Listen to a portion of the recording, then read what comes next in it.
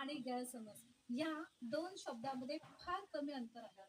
पण जिथे समज असेल तिथे नाती टिकतात आणि समज असेल तिथे नातीही तुटतात. समज घेण्यासाठी तुम्हाला काय हवं असतं?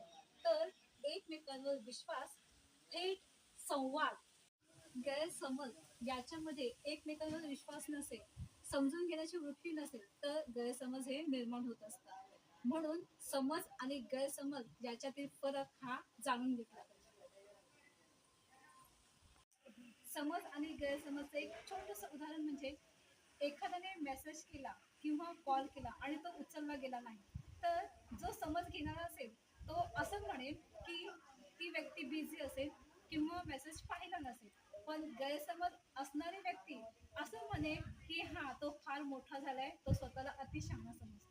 आणि अशा प्रकारे समज आणि गैरसमज याची जर योग्य सांगड घातली तर तुमचं नातं हे टिकणारच आहे.